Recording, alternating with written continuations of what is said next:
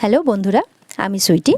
আমি চলে এসেছি আমার ইউটিউব চ্যানেল বেঙ্গলি সিরিয়াল সমাচার নিয়ে, আর তারই সাথে নিয়ে এসেছি তোমাদের প্রিয় ধারাবাহিক রোশনাইয়ের আজকের পর্ব নিয়ে। তো চলো দেরি না করে দেখে নেওয়া যাক গল্পে কী হতে চলেছে। তো গল্পের শুরুতেই দেখা যায় রোশনাই তো অ্যাটেন্ডেন্ট সেজে চলে এসেছে আরণ্যকের কাছে। এদিকে আরণ্যক বলতে থাকে, আমার খুব জল তেষ্টা পেয়েছে, একটু জল খাবো। তখন রোশনাই বলে, সরি স্যার, এখন জল দেওয়া যাবে না, বারণ আছে, তাই আমি এখন আপনাকে জল দিতে পারবো না। আপনার একটা অনেক বড় অপারেশন হয়েছে, তাই জলটা এখন দেওয়া যাবে না।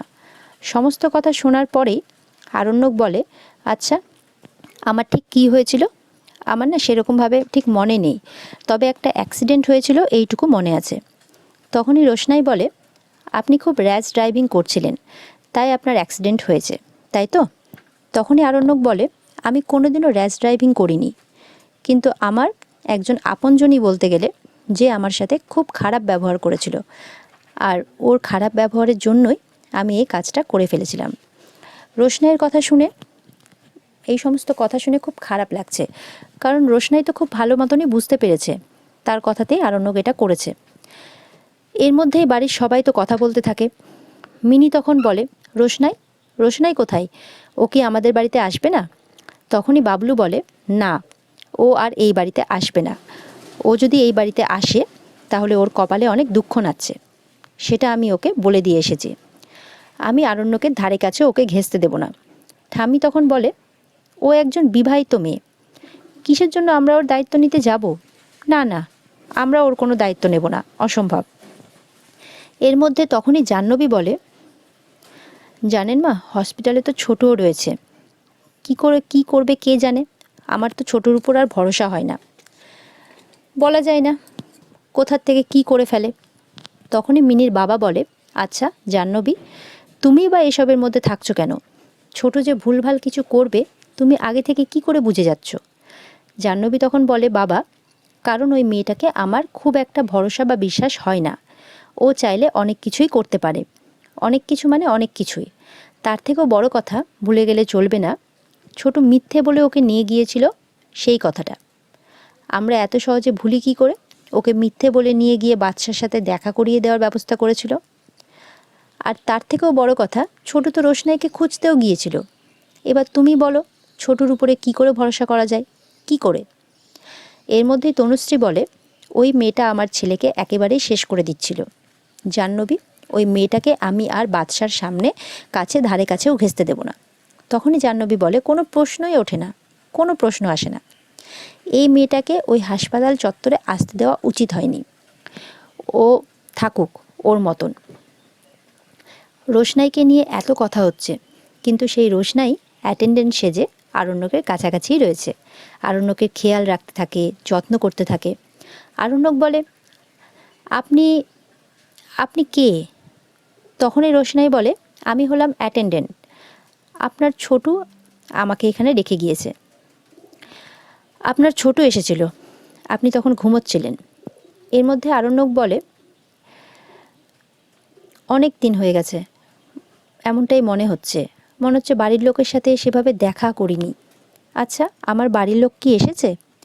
তখন রোশনাই বলে, এখন তো ভিজিটিং আওয়ার নয়, ভিজিটিং আওয়ার্স হলে ঠিকই আসবে, আপনি এখন এত বেশি কথা বলবেন না, বিশ্রাম নিন। আরণ্যক তখন বলে, বিশ্রাম তো নিচ্ছি, আমার একদম ভালো লাগছে না, মন মেজাজের অবস্থাও ভালো নেই। ওদিকে গরিমা রেডি হয়ে গেছে আর বলে, মা আমি বেরোচ্ছি। আরণ্যককে দেখে তারপর আমি রিহার্সালে চলে যাব। অনেক দিন হয়ে গেছে আমি রিহার্সালে যাই না, রিহার্সাল করাই হয় না। তখনই সুরঙ্গমা বলে, এক মিনিট, এত তাড়াহুড়ো করছো কেন? তুমি কি একা যাচ্ছ? না না, জাহ্নবীদিরাও আসছে, আমি ওদেরকে আসতে বলেছি। তখন সুরঙ্গমা বলে, শোনো, ওখানে গিয়ে আগে রোশনাইয়ের খবর নেবে। রোশনাই তো আমাদের বাড়িতেও আসেনি, ওদের বাড়িতেও যায়নি। কাল রাতে রোশনাই কোথায় ছিল সেই ব্যাপারটা জানতে হবে। তখনই গরিমা বলে, আচ্ছা মা, রোশনাই কোথায় ছিল, কি করছিল, সেই সব আমি জেনে কি করব? আমি তো এই কথাটাই বুঝতে পারছি না। এর মধ্যেই সুরঙ্গমা বলে, তুমি জেনে কি করবে মানে? আরে বাবা, ওর খবরটা না নিলে কি করে হবে? ওকে কি তুমি এতই সহজে ছেড়ে দেবে নাকি? ছেড়ে দিও না, তাহলে কিন্তু সব কিছু হাতের বাইরে বেরিয়ে যাবে। ও কোথায় ছিল, কি করছিল, সবটা জানাটা খুবই দরকার। বুঝতে পারলে? আর আমি কেন বলছি এই কথাটা সেটা তুমি কিছুক্ষণ বাদেই নিজেই বুঝতে পারবে। ওই মেয়েটাকে আমি খুব একটা ভরসা করি না। যতবারই আমি ওর হাজব্যান্ডকে ফোন করেছি ততবারই ওর মানে যেই নাম্বারটা ও দিয়েছিল আর কি, ততবারই ওর ফোনটা সুইচ অফ এসেছে। একবারও আমি ওর হাজব্যান্ডের সাথে কথা বলতে পারিনি। ব্যাপারটা এতটাও সহজ বলে মনে হয় না আমার। তোমার তখন গরিমা বলে, তাহলে আমি আর কি করতে পারি বলো? আমার তো নিজেরই কি মনে হচ্ছে আমি বুঝতে পারছি না। এর মধ্যেই বাদশা বলে, আচ্ছা আমার সাথে গরিমা এসেছিল দেখা করতে? তখনই রোশনাই বলে, গরিমা ম্যাডাম এসেছিলেন, আবার চলে গেছেন, উনি আবার আসবেন এটাও বলে গেছেন। তখনই রোশনাই বলে, আচ্ছা আপনি কি এত বেশি কথা বলতে ভালোবাসেন? একটু বিশ্রাম নিন না, একটু বিশ্রাম নিন না। আরণ্যক বলে, বিশ্রাম তো নিচ্ছি, ভালো লাগছে না। মনে হচ্ছে বাড়ির লোকগুলোকে কত দিন দেখিনি, মনের ভেতরটা খুব অস্থির হয়ে যাচ্ছে।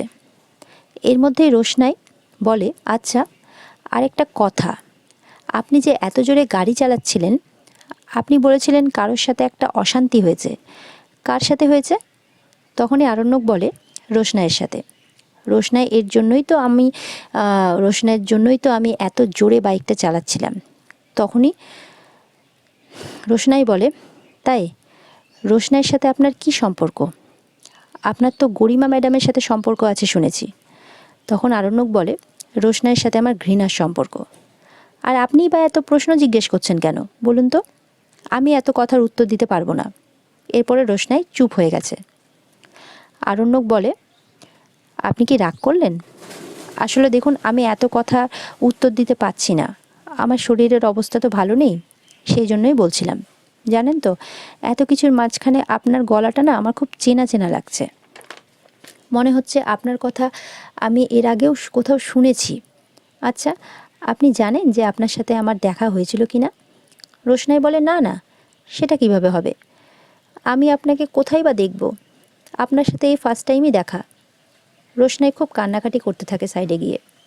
বুঝতে পারে যে আরণ্যকের সাথে এই রকম ব্যবহার করাটা উচিত হয়নি, কিন্তু আরণ্যকের প্রাণ বাঁচাতে হলে আর রাজেশ ভাইয়ের কাছ থেকে দূরে পাঠাতে হলে এটাই করতে হতো। এরপর আরণ্যক বলে, জানেন, রোশনাইকে আমি অনেক বারণ করেছিলাম লম্পটটার সাথে যেতে না, কিন্তু আমার কোনো কথাই শুনলো না। আসলে ওকে আমি বেনারস থেকে নিয়ে এসেছিলাম, ও এখানে ছিল, আমার পারমিশনেই ছিল, কিন্তু ও একটা ক্রিমিনালের হাত ধরে চলে যেতে চাইছিল।